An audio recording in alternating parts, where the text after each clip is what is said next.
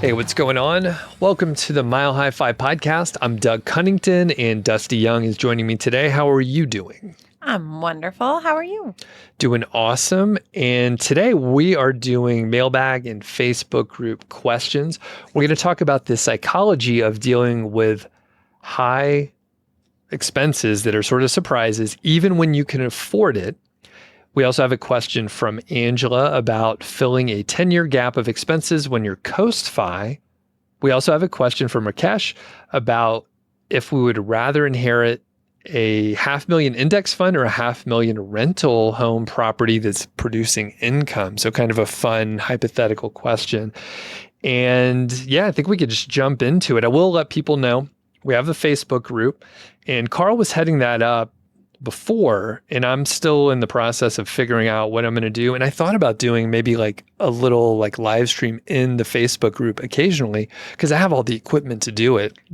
What do you think of that? I think that's a great idea.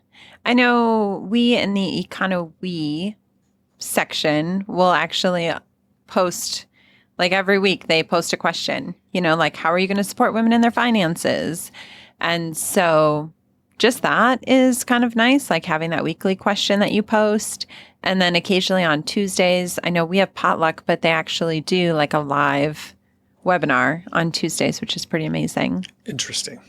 I'll have to figure something out. It's always good to be consistent so people can actually show up and stuff. But then that signs me up to do a thing. There's got to be some way to automate it. Yeah.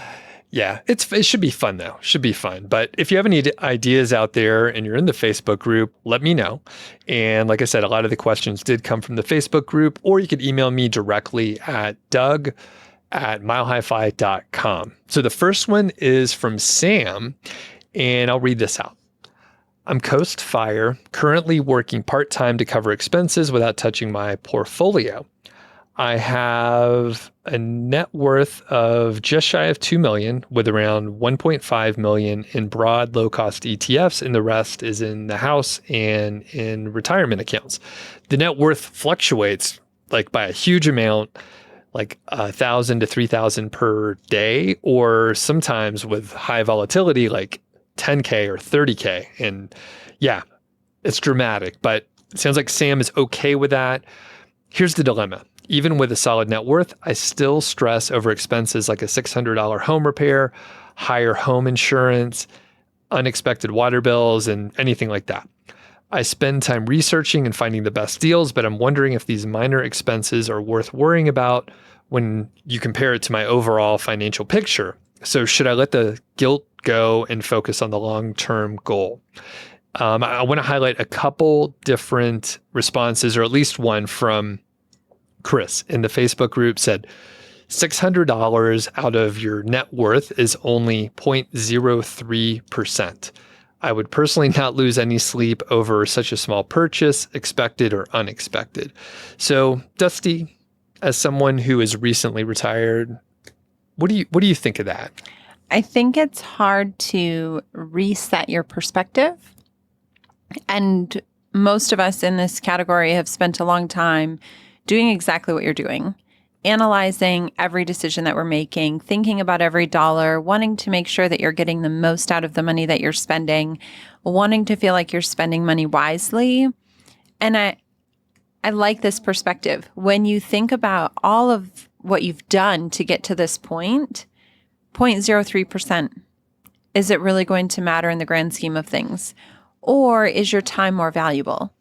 And what would need to be true for you to let go of this guilt? Like for you to let go of this guilt, what would need to be true? And if you were giving advice to someone else, what would be the advice that you would give them? Because we can say, like Doug and I can sit here and say, think about your time. What could you be doing with that time?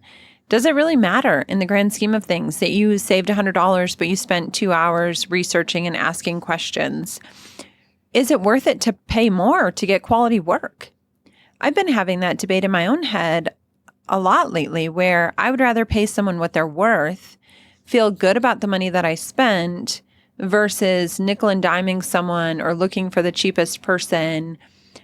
I want to pay someone what they're worth. I want them to know that their work is appreciated and encourage them to be on this path.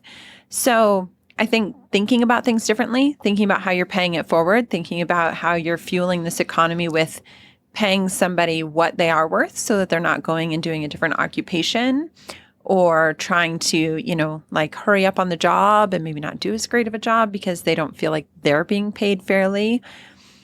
All of those things I think kind of come into play when I'm thinking about this question. What do you think, Doug? Yeah, I think one other portion I'll add in here, Sam has budgeted for these unexpected events. So he has an emergency fund, he has some other stuff, and that was in some follow-up comments. So basically, like, it's $600 and it's a lot. However, it's already covered. Like, he's allotted that. And the thing is, when I first started reading the overall message, it's just like, oh, wow. Like, I mean, you have to account for that. So like, we live in a new home, but we still budget for, what is it, like 1% per the amount of the home value. So we still budget for that, but it's really unlikely in the first 10 years that we're going to have to do some sort of major repair that's like, $20,000 or something like that, like a roof. Pretty unlikely, but if something did happen, it would probably be the roof from like hail damage. So the point is, like, you should budget for it. But if you've budgeted for it and then you have your projection, then it's just like, this is part of the cash flow that we expected. So just pay it and move on. Now, to your point here about spending time researching and finding the best deal, or even worse, a lot of us were brought up, do the work that you can do. If you can do it, do it. Don't pay someone else to do it. And sometimes it doesn't make sense, right? Like, there's some things I probably could do, but I would have to buy like 4 new pieces of equipment to do it.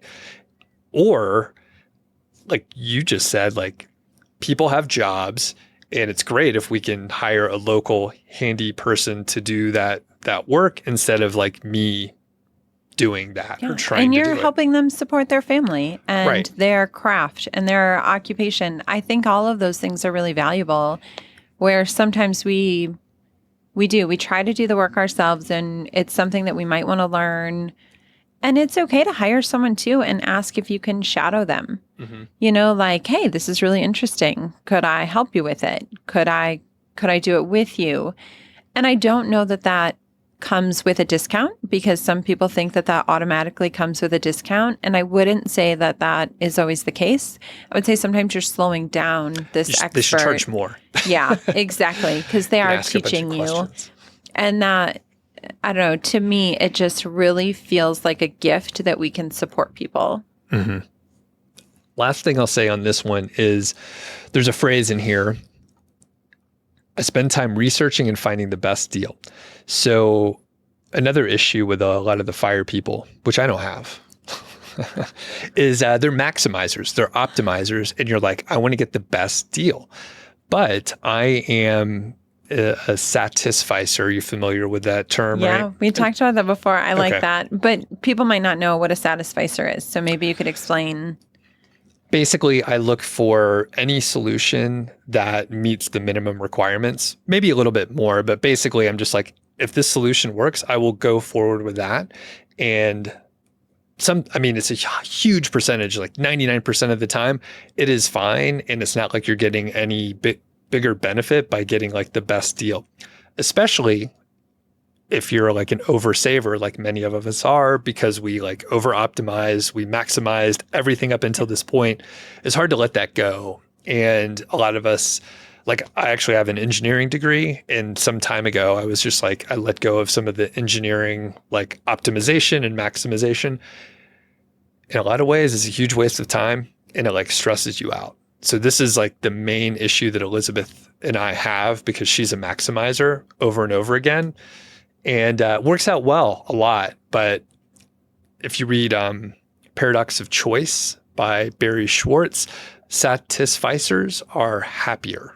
So I'm sticking with mine. But anyway, usually you don't have to find the best deal, find one that works, and maybe you're paying more, but maybe you're actually getting like a better deal in the long run because you spend less time on it, and maybe they're doing a better job. And I think to that point about how do you let go of the guilt or how do you reframe your thinking, I said this in a previous podcast that I was on with Doug. I go back to the idea of journaling.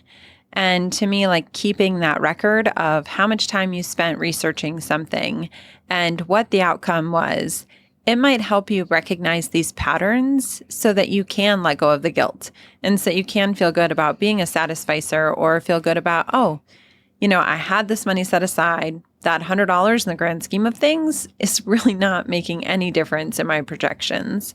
So I think writing things down and keeping track of them will help you let go of that guilt. I don't know that for sure, but I would say to, maybe try that out, Sam, and see if it's helpful. I think with the guilt, I guess it depends on the source. Great solution, Dusty. But I was going to say, if someone feels guilty because they're like wasting money and like in air quotes, I think we need to remember there's always waste. You're buying sort of freedom of like the stress. So it's like, if I could buy my way by paying like whatever, $700 instead of $600 to get rid of that stress, like that's so worth it. $100. Well, and this point that Doug is making is amazing, which is why you need to write it down, because I think our memories are like, oh, but I did it myself and I saved $100 versus, like exactly what Doug is saying, where no, that's not actually the case. Like I didn't make the right decision, but in my memory, I think that I did because everything turned out fine. So I keep doing that. Yeah. Where when you kind of keep track of these patterns, then you can have that aha moment where you're like, oh yeah, duh. Like I keep telling myself this. So what is the source of my guilt and how do I let go of that source? And what's the evidence to support that? Because I think a lot of us are evidence-based. Mm-hmm. And having that written record is really helpful because everything you're saying is right. But ask me in 6 months and I might be like, oh no, everything worked out fine. It was perfect. I can do this remodel again myself. All right. Well, thanks for the question, Sam. And hopefully we gave you a little permission to, waste some money out there. That's all right. Sometimes we waste money. Okay. Before we move on to the next question from Angela, we have a sponsor, GhostBed, and they've been working with us for a little while. I recently got the Queen mattress is a Luxe. Ooh. Very, very comfortable. It has sort of the maximum cooling potential for their cooling technology. I think they have patents on it. It's very good. Now, sounds nice and soft. Yeah. Very luxurious. It's like sleeping on clouds, I think. They have several different mattresses, by the way. And if you're unsure which one might work best for you, you can take their sleep quiz and it'll ask you some questions. But the thing is, you don't have to worry too much because there's a 101 night at-home sleep trial and you can test it out. And I think 101 is more than enough days to test it out. When we were in Leadville, right? So in a previous show, we talked about, Dusty, you came to Leadville to hang out when Elizabeth and I were out there. The beds were not that great and I slept so poorly. And the thing is, like, if you get an Airbnb, like, you don't expect to have like the very best mattress, but like, have you been to an Airbnb where you were like, this is sort of a luxury, like this feels good. The pillows are nice instead of like the paper thin ones. Yeah, I have definitely stayed at Airbnbs where I thought, oh, this is amazing. What kind of mattress is this? And you're like trying to lift up the cover so you can see. And then I have been at ones where I'm like, I need to see what this is because I don't want this ever. And I wonder, like, because you have a couple Airbnbs, right? So like, do you play up if you're like, hey, we have like good pillow, like we have high quality, like sleeping stuff. Like, I think that would go a long way after we've had a few poor experiences. In one, we list that it has an avocado mattress. Okay. Is that because avocado is supposed to be super comfy and it's also free of all the chemicals and it's like a very clean mattress where you're not worried about the toxins that are getting into your skin. So gotcha. We definitely play that up. All right. And I think it makes such a big difference because basically, like, I slept fucking terrible there and it was a little bit rough. even though it was a cool environment. I mean, we had the windows up. It was cold in there. It was like 62 degrees. I mean, the Airbnb was beautiful. Like it was very well decorated. It had all the linens, but if they had a ghost bed, so maybe if you just sent them the link and let them know that they could get a 50% discount.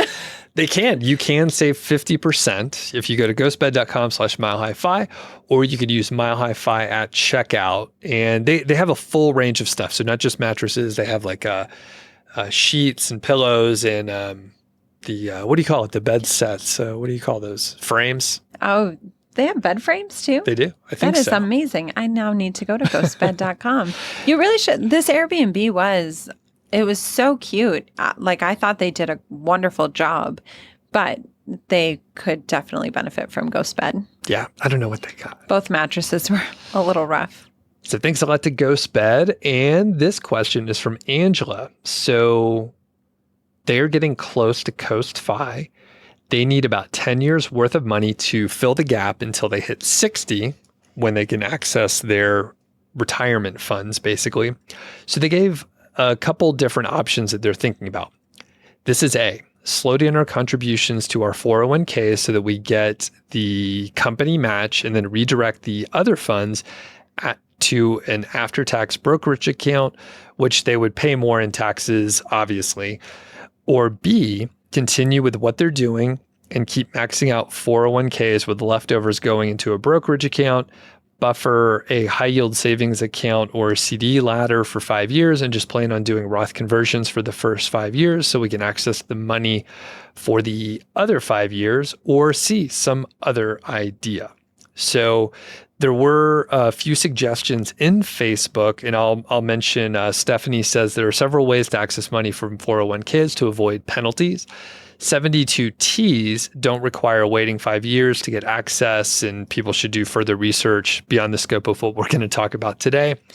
Matthew? I would say, like, if you're interested in the 72T option, there are a lot of podcast episodes with Eric Cooper, our friend who has done 72Ts.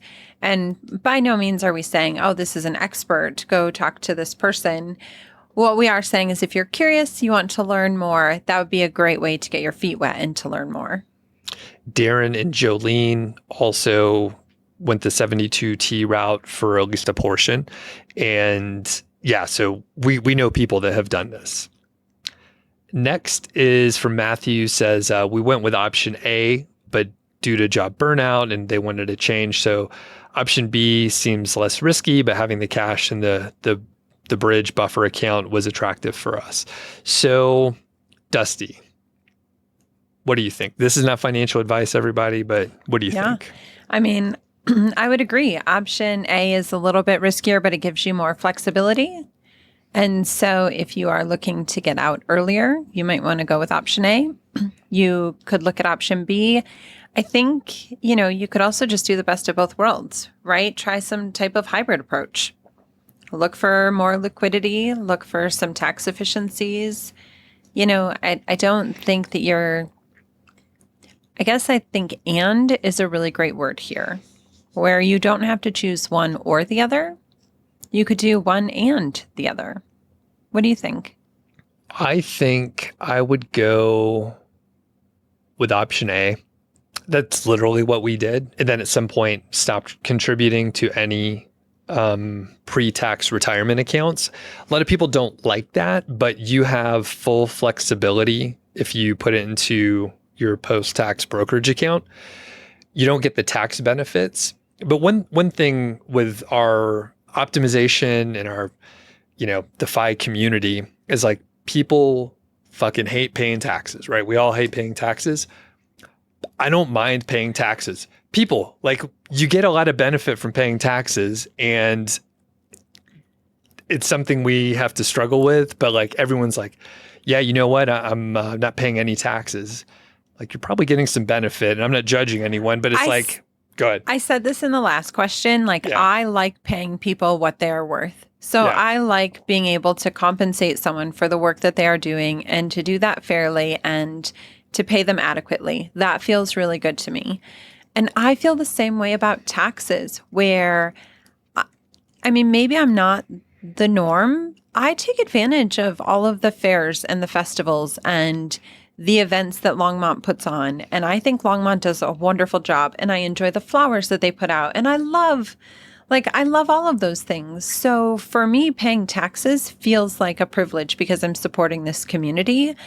And I don't know that I've always felt that way, because I think there were times when I was just like on the climb and trying to get to this number and trying to save a certain amount, and taxes felt like they were getting in the way.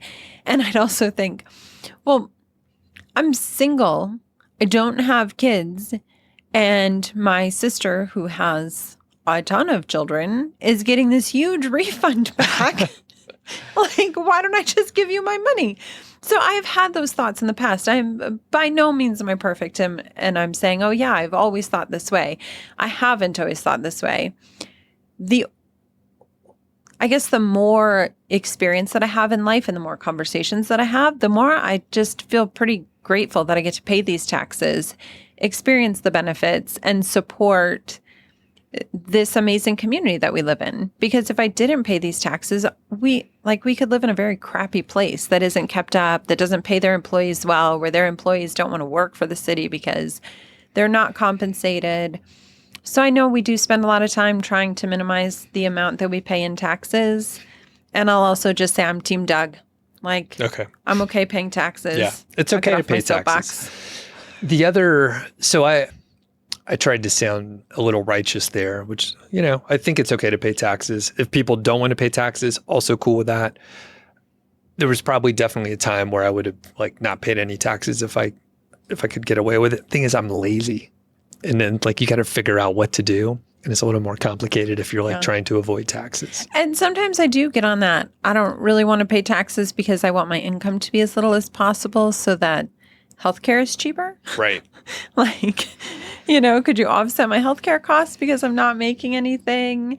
And also, you guys, if you listen to previous episodes, I have always worked very low paying jobs. So notoriously, my tax bracket has also been very low. So I probably have a different viewpoint than, somebody that's being taxed very heavily or is in a higher tax bracket. Right. Okay. So to wrap it up here, basically, I think either choice would be okay. You potentially could do a little bit of a blend. And the thing is, you can get, Stephanie mentioned, there's a lot of ways to access money from your 401ks to avoid penalties. It's true. When people have explained the 72T, it does sound fairly straightforward. However, I will say, that's from people who have already figured it out. And usually when you start down one of these routes, you find that things are far more complicated than anyone actually communicated to you. They don't see it the same way anymore because now they're an expert. I'm sure it's a little bit more straightforward, but I will tell you, if you do the brokerage way, we were ignorant. We didn't know we could do other stuff. This was a decade ago. And I was like, you know what, we need to stop putting money in. We looked at it, we agreed, and we started putting money into our post-tax. And it gives us full flexibility to do whatever the fuck we want, whenever we want. And we had no issues bridging any sort of gap or anything. It was just you're set. You can do whatever you want. So it makes it much easier that way. In hindsight, would you do it the same way again? Yeah, I think so. There's one aspect where I haven't done the math. It turns out it probably doesn't matter that much, but the market has been up so much over the past 10 years. There's a chance that we could have put everything into pre-tax, taken the 10% penalty, and been further ahead anyway.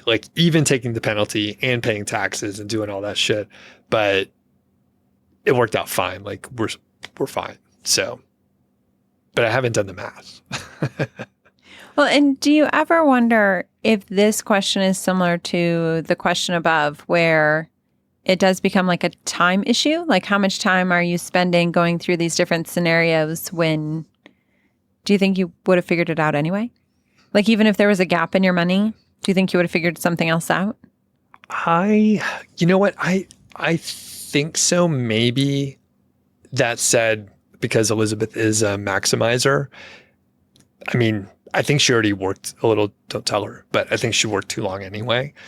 But I think maybe she would have stuck with it even longer because there's this other little piece of uncertainty. Even if we could have done a 72T and been like, all right, we could just move this over and we'll have 80K a year or whatever. Like, I think she still would have been like, I'm not sure. So I don't know though. Yeah. It's interesting to think about. Okay. Next question from Rakesh. Would you rather inherit a $500 or $500,000 house with rent income or $500K in index funds? Why or why not? So what do you think, Dusty?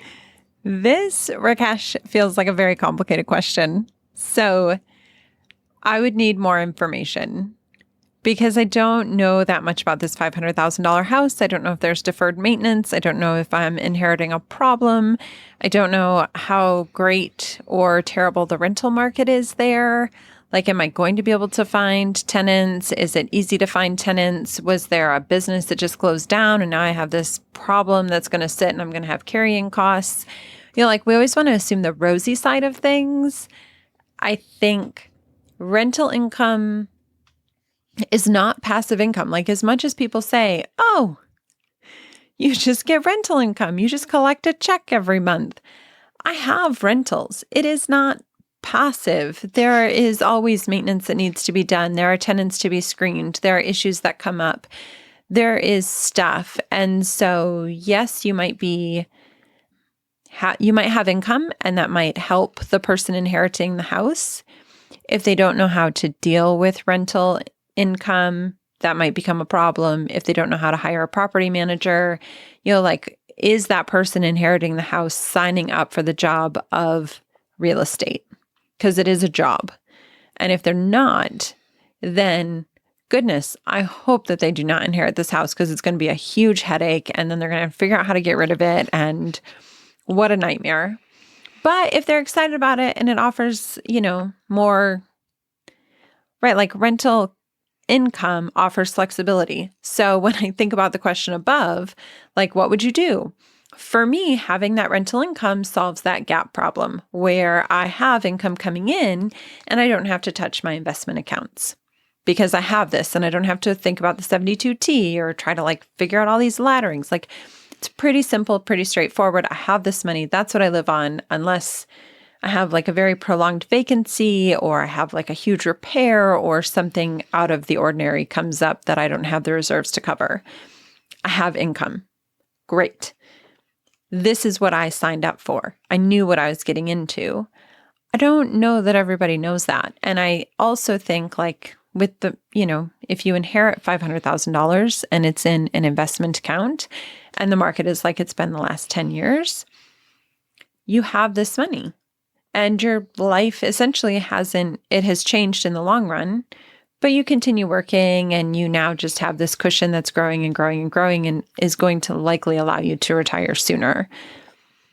So I think that, yeah, I didn't realize I had so many opinions about it. And then I was reading your question, Rakesh, and I asked my friend what he would do.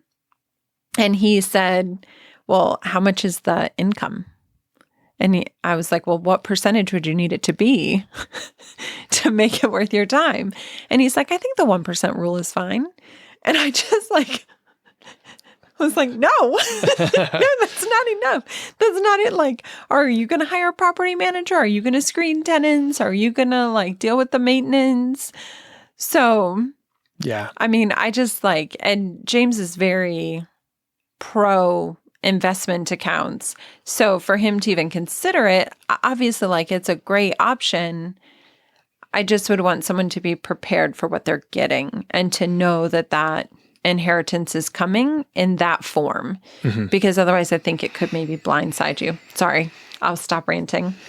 No, that's good. That's good. It's funny. Yeah, I read it and I was like, oh, this is pretty simple, straightforward.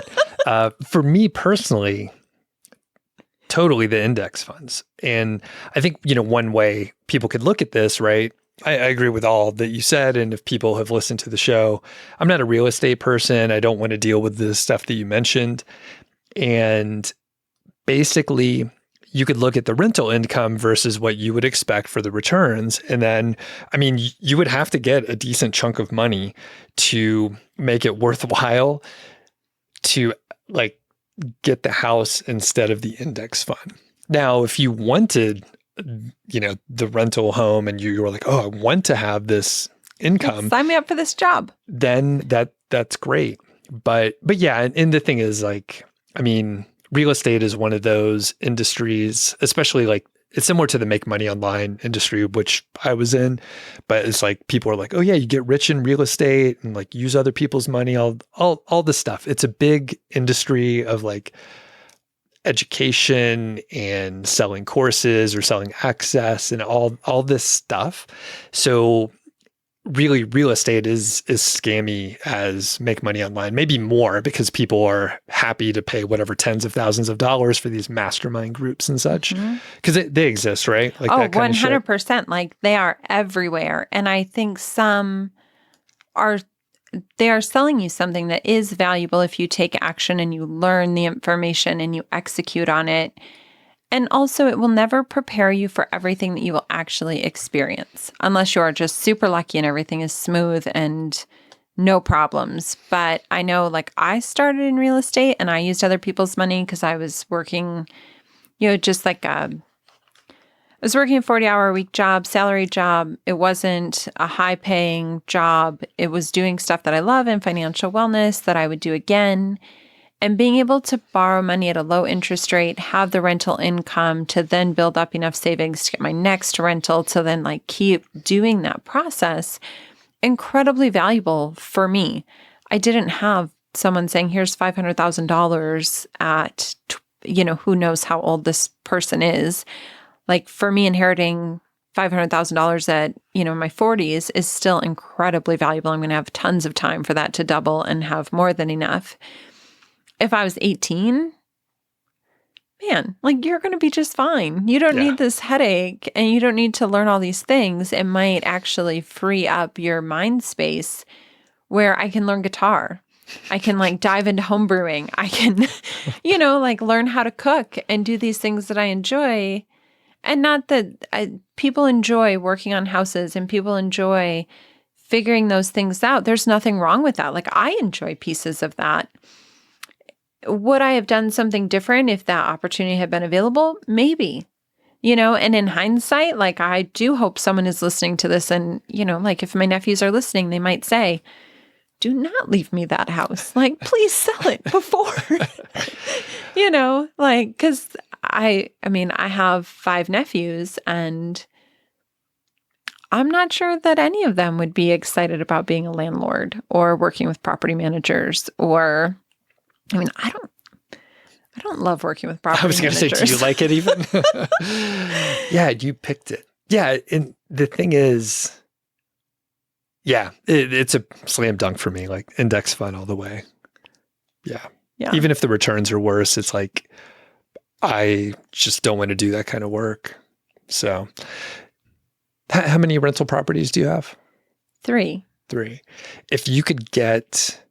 like, would you sell them if you could get a good amount and just be like, you know what? I could just put it all into an index fund. Have you looked at the numbers now these days? I have. And it is certainly part of my plan is to sell them at some point. I don't think that I will be a forever hold investor. The income is helpful and it's bridging this gap and it is allowing me to not work right now, like to not actively pursue a full-time job, which I love. And it's been very fun to like play and to kind of figure out what I want to do. But a lot of people are like buy and hold and they want to have that property forever. I don't know that that's where I'm at, like when I think about what I want to do with my time, the things that come up and the things that you deal with as a landlord, when I was in Michigan and I was closer to my properties, it was much easier to screen people and to kind of get a feel of, do I want them to live in my property? Are they taking care of it? It was easier to do drive-bys. I've struggled to hire property management companies where I am excited to work with them and I trust that they are doing everything that I would do if I was, boots on the ground. Mm-hmm. So, long answer to your very easy question. Yes, I would consider selling them. Gotcha. Yeah, makes sense. All right. Well, that wraps it up, I think. So, Dusty, you're on Instagram. That's the best place for people to find you, right? Yep. Please find me and connect. It's Dustina Louise. You told me once that whenever you're on the show, you get like 10 or 15 new followers over there. It's kind of fun. That's cool. I do get like some really great people that reach out and connect, and I love that. So send me a message, say hi. That's cool. I get none. No one follows me. Yeah. You know what? I don't put a link in there. I'll put a link this time. I'll see what happens. I'm not sure. Yeah, see how many maybe people I'll have are a flood. excited to meet you. Usually it's just like food and beer. Maybe I'll do some mountain stuff. We've been traveling a little bit, so I could do that. So, all right, cool. Well, thanks. And if people have questions out there, you could drop them at the Facebook group. You can leave a comment on YouTube, or you can send me an email, Doug@milehify.com. Thanks, Dusty.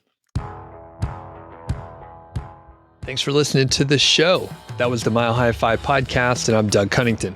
If you dig the show, please do 3 things for us. Number 1, tell a friend, a family member, an enemy about the show. We really don't care who you tell. Maybe forward them a specific show that you know that they will like. It's the single most helpful thing that you can do to spread the word. It's like giving us a virtual high five, and actually we don't give high fives in person, so the virtual kind's pretty good. And more importantly, your friend or family member or even your enemy will appreciate the fact that you were thinking of them. Number 2, make sure you're following or subscribed on your podcast app, Apple Podcasts, Spotify, Overcast, YouTube, whatever you're using, and that way you won't miss a show. And number 3, please leave us a rating and review. We read them on the show occasionally, and you might hear yours out there on an upcoming episode. Quick disclaimer. This show is not financial or legal advice. I'd actually be surprised if it sounded like it. It's really just for entertainment, and that's at least what we're hoping for. But seriously, get advice from professionals. So we'll catch y'all next week.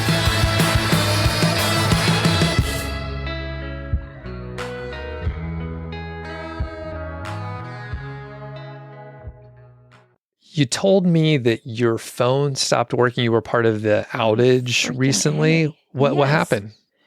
So, well, first, let's just like take a step back. And a couple of weeks ago, my phone just stopped working. My beautiful iPhone, the charging port, no longer worked. So I had the same problem that Doug had. And Doug actually lent me this wireless charger so that I could rectify that, because, of course, my phone would stop working when I'm traveling to Salida and Leadville and all these places where I realize how navigationally inept I am. Not even challenged. I just suck. It's not even a little bit. I'm like, I don't know how to get back from Boulder. And I go to Boulder all the time, and it's 20 minutes from here. But my phone had stopped working. So I was really excited because I upgraded my phone and I finally had a working phone. So this is my first trip that I was taking with a working phone. And we're looking at condos in Frisco. And I go to pull up some information. Nothing. It's stuck in SOS mode. So then I spent an hour Googling how to get my phone out of SOS mode. I reset the new phone. I reach out to Verizon and like go through all the steps to try to figure out what's happening, only to find out that no, there's actually a Verizon outage and I was impacted. So I had no phone all day. Oh, I was going to say, was it like freeing? But it sounded like it was annoying. Yeah, it was annoying for a while, I guess. And then I just said, F it, and put my phone away and was like, well, I said to my friend, I said, okay, you're in charge of navigating us and finding information, because all I have is a very expensive, pretty teal brick. So it wasn't freeing. You weren't like, oh, I forgot my phone and everything was great. It wasn't like that. No, I was just like pissed and annoyed. And then I was like, okay, nothing has changed. I upgraded my phone and nothing has changed. F it. I'm going to go enjoy the day. After my port stopped working, I kept my phone and used it like that for like 5 years or something. Like I had it longer with the port not working than when it worked. If I didn't suck at navigation, I would have done the same thing. But I can't even, like, I'm coming back from Leadville. My phone has died and I'm in Boulder And I go past the first, so I've made this trip. I made this trip so many times this summer going back and forth from Frisco. And Frisco and Leadville are close for those listening. So I've made this trip 100 times. I know what I'm doing. No, I get into Boulder and I'm like, where do I go? So then I am going way out of my way. And then I hit Valmont and I'm like, all right, I know I turned right on Valmont. So I'm good. But I had to go all through town, which was probably a 10-minute delay. Oh, right. Instead of hopping off at Table Mesa or something. Yeah. So if I wasn't such an idiot when it comes to directions, and then you're even more upset because you get mad at yourself for being so dumb and not knowing this information. And then you can't even I can't text and be like, hey, I'm on this street. And then you think, do I do the old school thing and just stop the gas station and ask? And they're like, what are you even asking for?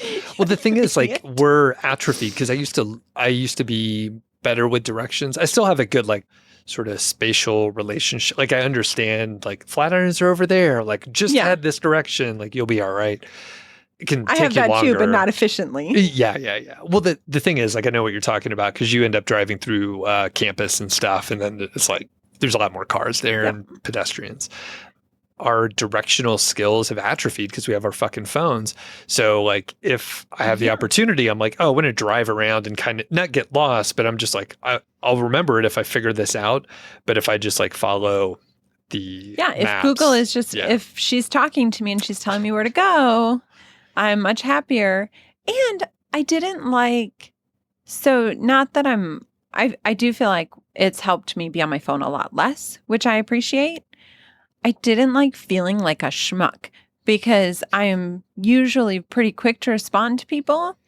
But the last month or so since this phone stuff, I'm oh yeah, sorry. And then by the time I get my phone charged up, I'm I don't know if this is even relevant anymore. I'm so mad at this phone. I don't even want to respond to anybody. So I did not live with it. I did not do the fire thing and suck it up and stick with my phone. Yeah. Oh.